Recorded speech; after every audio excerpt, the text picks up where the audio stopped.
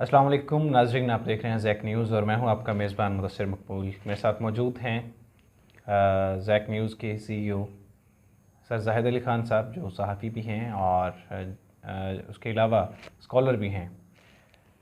आज हमसे गुफ्तगू करेंगे ख़ास तौर पे जो फैसलाबाद में पीटीआई ने एक जलसा किया, उसको लेके बड़ा जो है एक बहाबिल्ला उसके बाद शुरू हो गया, चूँकि उनका एक बयान ऐसा था जिसके ऊपर बहुत सारी कमेंट्री भी हो रही है और वो इस वक्त गर्दिश में है।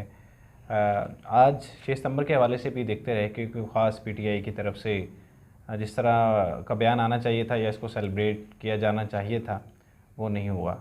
फवाद चौधरी साहब की तरफ से एक ट्वीट आया और उसको लेके भी बहुत बहस हो रही है कि वो उसको भी तज़हीक का महज ट्वीट समझा जा रहा है। ज़ाहिद साहब से जानते हैं कि असल मामला क्या है। सर, क्यों गर्मा गर्मी हुई है फैसलाबाद वाले जलसे के बाद, क्या मामला है? जी मुदस्सिर, मैं समझता हूँ कि फैसलाबाद में जो इमरान खान साहब ना अपनी हद अबूर कर गए। अब ये तो पहले वो ये तय कर दें कि उनका असल में हदफ कौन है। बहादुरी तो अब ये है, सूरत हाल वहाँ आ गई है कि बता दें कि मेरा हदफ ये है। वो नहीं, जो साफ छुपते भी नहीं और सामने आते भी नहीं वाला मामला जो है ना, वो नहीं चलेगा। लेकिन उन्होंने ये कह कर कि ये जो पीडीएम वाले हैं ये ऐसे जर्नैल को जो है चीफ ऑफ आर्मी स्टाफ बनाना चाह रहे हैं जो इन जैसा होगा। तो इन जैसा का क्या मतलब है? वो इन्हें क्या कहते हैं पीडीएम वालों को? पीडीएम वालों को तो चोरी कहते हैं, वो गद्दार कहते हैं, बैरूनी कहते हैं, तो इंपोर्टर कहते हैं। एक ये और दूसरा ये कि जो वो उसकी हुब्बुल वतनी जो है ना वो मशकूक हो गई। ये इतना बड़ा बयान था। मैं ख़ुद जो है ना, जब से मैंने होश संभाला है और मैं सहाफ़त से वाबस्ता हूँ, मैं इस्टेब्लिशमेंट का सख्त तरीन नाक़िद हूँ, लेकिन तब भी मैंने कभी इस तरह के अल्फाज जो हैं वो इस्तेमाल यानी कि हुब्बुल वतनी के और गद्दारी के सर्टिफिकेट तो नहीं बांटने। वो शख्स नहीं बांट सकता कि जिसका पूरा किरदार ही मशकूक है। इस पर हम फिर कभी बात करेंगे। एक बुत बनाया गया था, वो बुत जो है वो कंट्रोल से बाहर हुआ और अब उस बुत को कंट्रोल करने के लिए पाकिस्तान के तमाम वसाइल जो है ना वो लगे हुए हैं। मैं इसके भी ख़िलाफ़ हूँ कि पाकिस्तान की सियासत एक शख्सियत के पीछे लगी हुई है। ये ना कि जिसकी ज़ुबान चलती है उसका दिमाग नहीं चलता। तो दिमाग से ज़बान चलाने वाला आदमी जो है ना, तो इस बयान के बाद खान साहब की जो सियासत है मेरे नज़दीक वो मेल्ट डाउन होना शुरू हो गई है। लिपटती नज़र आती है आपको? बल्कि लिपट चुकी है। देखिए, अब उससे अगले दिन ही ना, यानी फैसलाबाद के जलसे से अगले दिन ही उनकी वो पेशी थी जिसमें जो है ना उनकी पाबंदी जो थी ना, पैमरा ने जो पाबंदी लगाई हुई थी, उसकी पेशी थी जिसमें 1 हफ्ते का जवाब देने का वो, और बल्कि ये उसकी भी पेशी थी, वो जो जज के बारे में इन्होंने जो है ना रिमार्क्स दिए थे उसकी पेशी थी, खातून जज के बारे में।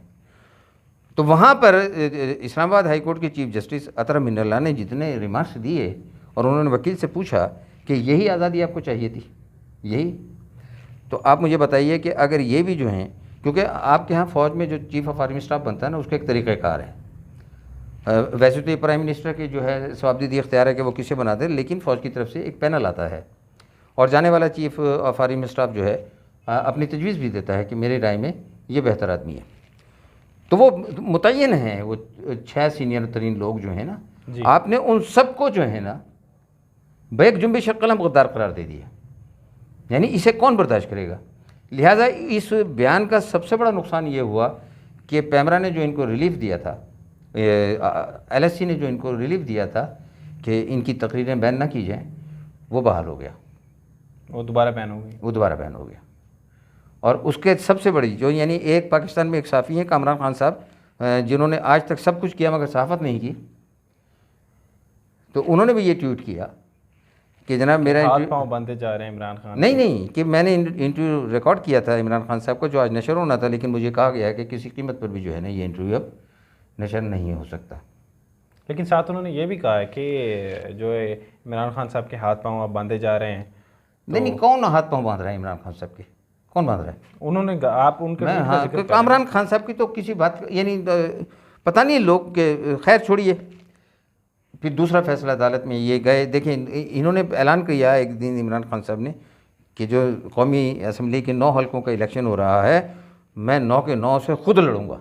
हाँ जी, ये याद होगा आपको। मज़े का पहला तो ये कि यार आप ये ऐलान करने वाले, ये कोई सियासी बयान नहीं था, ये तो अपना मजाक उड़ाने वाला बयान था। आप यानी आपके पास उम्मीदवार नहीं हैं, आपकी जमात में जो है दूसरे लोग नहीं हैं, या आप इतने तकब्बुर का शिकार हो गए हैं कि मैं से बाहर निकलने की कोशिश ही नहीं करते। एक तरफ उन्होंने ये जो है ऐलान किया, दूसरी तरफ अदालत चले गए कि जी 25 सितंबर को होने वाले इलेक्शन मुलतवी किए हैं। तो आज वो दरख्वास्त भी अदालत ने इमेच्योर बयान था वो। तो अगर आप Immature- 9 के 9 जीत भी जाते हैं तो क्या 8 के ऊपर फिर इलेक्शन होंगे, 8 में फिर आप खड़े होंगे, फिर आप जीत जाएंगे, फिर 7 के ऊपर इलेक्शन होंगे, तो मतलब क्या ये मजाक ही चलता रहेगा?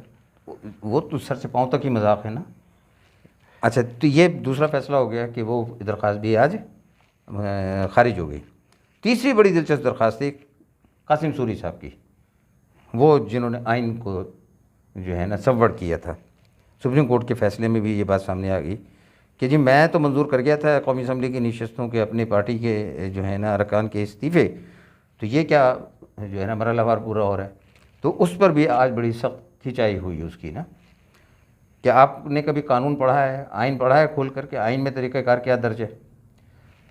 तो पाकिस्तान के आइन में कौमी असम्बली के रुकन या सेनेटर के रुकनीत का इस्तीफ़ा देने का तरीका ये है कि वो अपने हाथ से देगा और स्पीकर के सामने पेश होकर ये बताएगा कि वो बगैर किसी दबाव के जो है इस्तीफ़ा दे रहा है, इस तरीके का। तो उन्होंने पूछा कि आपने ऐसा किया? नहीं, ऐसा नहीं किया। तो फिर जाइए, वो दरख्वास्त भी मुस्तरद हो गई। चौथी दरख्वास्त भी थी एक, जो पुलिस ने, इस्लामाबाद पुलिस ने जो है ना अदालत में दी थी कि जनाब आपने ज़मानतें दी हैं कबल अज़ गिरफ़्तारी की। कबल अज़ गिरफ़्तारी की शर्त ये होती है कि वो शख्स जिसको ज़मानत दी जा रही है वो शामिल तफ्तीश होगा। खान साहब शामिल तफ्तीश ही नहीं हुए, तो वो अदालत में आ गए कि जनाब बताइए अब हम क्या करें। तो आज अदालत ने उन्हें कह दिया कि अगर वो पेश नहीं होते तो कानून अपना रास्ता बनाए। क्या मतलब है इसका? मतलब उनको गिरफ्तार किया जा सकता है आने वाले दिनों में। तो ये सारी सूरत हाल जो है इस आज के दिन जो है ना, और फिर वो जो आपने जिक्र किया, देखिए फ़ौज जो है इस्टेब्लिशमेंट का सियासी रोल जो है ना वो किसी सूरत भी काबिल कबूल नहीं है, बिल्कुल नहीं है। और ये जो खान साहब हैं ये तो तोहफ़ा ही उनका है ना, लेकिन उसका कतन मतलब ये नहीं कि फवाद चौधरी जैसे जिनके अब कोई पैदा ही नहीं है, यानी ख़ुद सब जगह का पानी पीकर वो आए हुए हैं और वो जो है तज़हीक आमेज़ ट्वीट कर दें, तो ये तो जो है ना कौम की जो है जज्बाती वाबस्तगी भी है अपने इदारों के साथ। तो मैं समझता हूँ कि the process of melting down the Imran Khan is going on.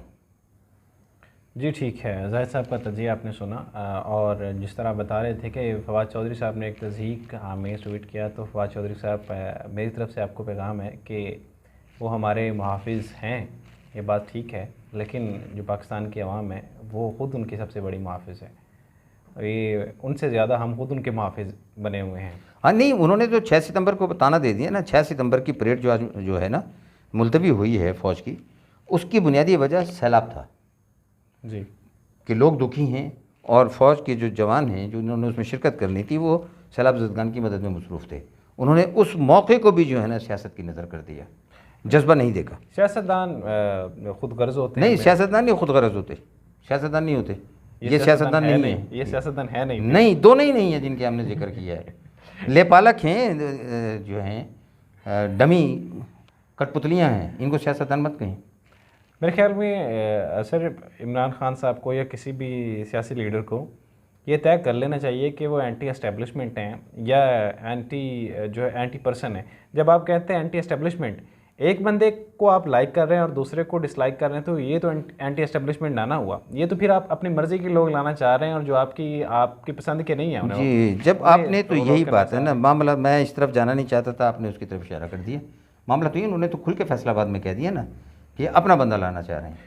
तो मेरे ख्याल से जो एक जहन साजी होती है वो ज़्यादा किरदार अदा करती है। पाकिस्तान तो बिल्कुल सीधी सादी कौम है, बस जो लाए थे ना उनको अब सोचना चाहिए कि ये तोहफा दिया था। नहीं सर, थोड़ा सा भुगतना भी चाहिए, लेकिन इस कीमत पर नहीं। इस सारे मामले में ये ना हो कि इस मुमलकत खुदादात का ये जो है वो हशर नशर करते हैं। और इदारों की इज़्ज़त, यानी इन्होंने तो एक तो जो है ना ये तरीक़ा बना लिया है कि इन्होंने तज़हीक ही करनी है हर शख्स की। ओए तोए, ओए DIG, ओए IG, ओए नवाज शरीफ, यानी जिसको भी बोलना है, जिसको भी तज़हीक ही करना है। यानी अपने आप को ये इंसान के यानी ये खुद इंसानी दर्जे से नीचे का आदमी अपने आप को इंसान समझता है। नहीं, वो एक कल्चर बन गया है, वो एक ट्रेंड बन गया है। बदतमीज़ी को जो है ना ये कौम आप बर्दाश्त नहीं करेगी। और आप देख रहे हैं आज पेशावर के जलसा आपने देखा कि जिस तरीके से पेशावर में जो लोग नहीं गए, नाकाम तरीन जलसा आज का।